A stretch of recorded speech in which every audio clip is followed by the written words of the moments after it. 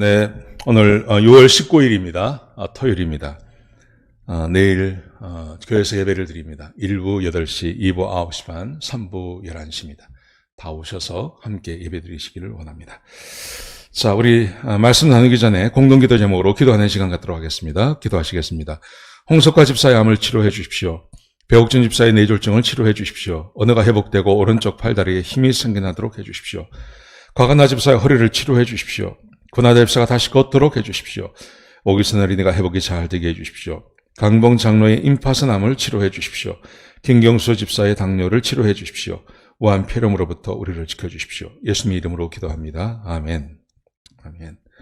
오늘 본문의 말씀은 출애굽기 28장 15절에서 30절까지 말씀입니다. 어제 제사장이 입는 옷에 대해서 함께 나누었습니다. 그 옷을 입게 하는 이유, 그가 하는 일이 영광스럽고 아름답기 때문에 영광스럽고 아름다운 옷을 입으라고 말씀하십니다. 자, 오늘은 그 에봇 위에 붙이는 흉패에 대한 이야기가 나옵니다. 근데 이게 정말 놀랍습니다. 이 흉패가 굉장히 놀랍습니다. 성경에 이렇게 기록되어 있습니다. 오늘 15절부터요 20절까지를 쭉 읽어보시면 여기 12개의 보석을 박으라 그럽니다. 흉패가 있는데요. 흉패는 에봇 위에 이게 붙이는 겁니다. 근데 여기에 12개의 보석을 붙이는데 그 보석의 이름이 쭉 기록되어 있습니다. 17절부터 20절까지요. 뭐 홍보석, 황보석, 녹주옥, 뭐 석류석, 남보석, 홍만호, 뭐 이런 아주 값비싼 그런 그 보석을 쭉 12개를 붙이라고 합니다. 그러면서 21절에 보시면 이 보석의 숫자가 10인데 이 12는 그 이스라엘의 아들 12아들, 야곱의 12아들, 그리고 12지파를 상징하는 거라고 말씀하십니다. 여러분, 하나님께서 이 흉패 앞에다가 보석이 아닌 철로도 붙일 수 있습니다. 철도 비싼 거죠. 아니면 거기에 나무로 붙이라고 할 수도 있습니다. 근데 왜 굳이 하나님께서 보석을 붙이라고 하셨을까요? 근데 그 백성들이 이 제사장이 입는 옷 앞에 흉패에 붙어 있는 12개의 보석을 볼 때마다 누구를 생각하냐면 자기들을 생각합니다. 자기들이 보석인 것을 기억하라는 거죠. 이 말의 의미는 하나님께서 이스라엘 백성들을 바라보실 때 무엇으로 바라보시냐 하면 보석처럼 바라보신다는 거예요. 하나님께서 저와 여러분을 보실 때 우리를 보석같이 여기신다는 거죠. 그래서 12지파를 백성을 상징하는 그 12개의 거기 보석을 거기에 붙이라고 하나님께서 명령하고 계신 거죠. 여러분들은 여러분 자신을 무엇으로 보십니까? 어떻게 보십니까? 자기 자신을 무엇으로 평가하십니까? 하나님께서는 하나님의 백성을 말씀하시기를 보석이다 이렇게 말씀하세요. 보석이다.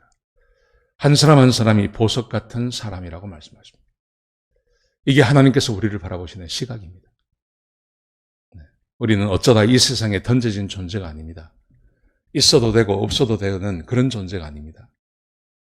하나님께서 우리의 직업이나 우리의 나이나 우리의 건강 상태나 우리의 성별에 따라서 우리를 보시는 게 아니라 하나님께서 우리 모두를, 하나님 백성 모두를 보석같이 여긴다는 것 기억하시기 바랍니다. 혹 이민 오셔서 살아가시면서 예전 한국에 있을 때 맞지 못한 어떤 그 사회적인 지위 때문에 고민하고 염려하십니까? 근데 하나님께서는 우리 모두를 보실 때마다 보석으로 보신다는 것 기억하시기 바랍니다. 가장 값비싼 보석, 가장 값이 비싼 보석으로 우리를 보신다는 것이죠. 자, 그 다음 말씀해 보시면요. 이렇게 말씀하세요. 흉패에 쓸 순금 사슬을 만들라. 그래서 이 보석을 흉패에 붙이는데요. 그것을 이렇게 옷에 연결하기 위해서요. 이게 옷에 연결하는데 무엇으로 연결하냐 하면 순금으로 여기를 이렇게 연결해서 가슴에 딱 붙이도록 하나님께서 그렇게 명령하세요. 그 고리나 이런 게 전부 금이에요. 오늘 본문에 보시면 22절부터 28절까지 말씀해 보시면요. 전부 금으로 이것을 만들라. 그렇게 명령하세요. 얼마나 소중합니까? 보석을 쓰는데 그 보석 테두리에 다 금으로 붙이는 흉패를 연결하는 끈까지도 금으로 연결하라. 얼마나 귀하게 보시는지를 우리에게 상징적으로 보여주고 있는 것입니다. 자, 그러면서 하나님께서 이렇게 명령하세요. 29절부터 30절 말씀해 보시면 아론이 성전에 들어갈 때 두 가지를 해야 된다. 첫 번째, 이스라엘 아들들의 이름을 기록한 이 판결 흉패를 가슴에 붙이고 그리고 하나님 앞에 영원한 기념으로 삼으라. 무슨 말이냐면 이 흉패를 가슴에 붙이고 들어갈 때마다 하나님께서 이스라엘 백성들을 영원히 기억하시겠다는 말. 하나님께서 그 보석을 볼 때마다 이스라엘 백성들을 영원히 기억하시겠다는 말입니다. 하나님 앞에는 이스라엘 백성들이 보석 같은 존재라는 거죠. 세상에서 무엇보다도 가장 값진 존재가 바로 이스라엘 백성이라는 거죠. 하나님께서 온 세상을 다 사랑하시지만 하나님이 특별히 선택한 이스라엘 백성 하나님께서 더 사랑하시겠다는 거예요. 하나님께서 온 세상을 다 사랑하시지만 예수 믿고 구원받은 우리들을 하나님께서 더 깊이 사랑하시겠다고 약속하고 계신 것입니다. 내가 기억하겠다. 이렇게 말씀하세요. 그리고 그 다음 말씀을 보시면 이렇게 말씀하세요. 그 흉패 안에 우림과 둠밈을 가지고 들어가라. 가지고 들어가는데 이게 어떤 역할을 하는 거냐면 하나님의 뜻을 밝혀내는 거라는 겁니다. 하나님의 뜻을 알아내는 것. 이게 우림과 둠밈이에요. 그것을 흉패 안에 항상 가지고 있으라. 무슨 말입니까? 하나님께서 이스라엘 백성들을 향하신 하나님의 뜻이 항상 있다는 것입니다. 그래서 제사장은요, 하나님 앞에 들어갈 때 하나님의 백성의 문제를 가지고 하나님 앞에 들어갑니다. 하나님께서 그 문제에 대해서 말씀해 주십니다. 그리고 그 뜻을 하나님 백성에게 전하는 것입니다. 이걸 다른 말로 하면, 표현하면 이런 것입니다. 하나님은 이스라엘 백성들을 축복하시고 그들에게 하나님의 뜻을 말씀하십니다. 그러면 이스라엘 백성들은 그 뜻을 가지고 그 뜻에 순종하면 복된 삶을 살 수 있다는 말입니다. 아주 간단한 이야기죠. 하나님께서는 이스라엘 백성들에게 말씀하시고 그리고 백성들이 그 말씀에 순종하면 하나님께서 백성을 축복하시는 관계.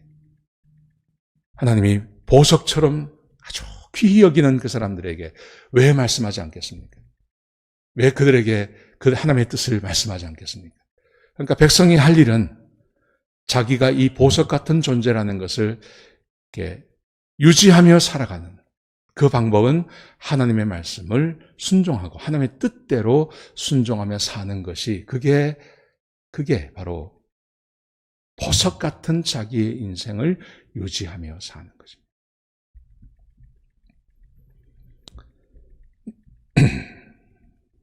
이 세상에 많은 사람들이 자기 인생을 정말 행복하게 살기를 원하는 사람들이 참 많습니다. 참 많은 게 아니라 전체 인구가 다 그렇습니다. 자기는 행복하게 살기 원합니다. 그래서 여러 가지 방법을 사용합니다. 여러 가지 방법, 자기가 생각할 때 자기를 행복하게 해줄 수 있는 법이 있다고 믿고 그렇게 살아가는 사람들이 참 많습니다. 여러분, 그런데 하나님의 뜻에 순종하는 것만이 사람이 사람답게 살고 사람이 자기가 하나님 앞에 보석이라는 것을 누리며 살 수 있는 유일한 방법입니다. 그게 가장 좋은 방법입니다. 오늘 하루 어떻게 사시겠습니까? 오늘 하루 당신이 하나님 앞에 보석이라는 걸 기억하십시오.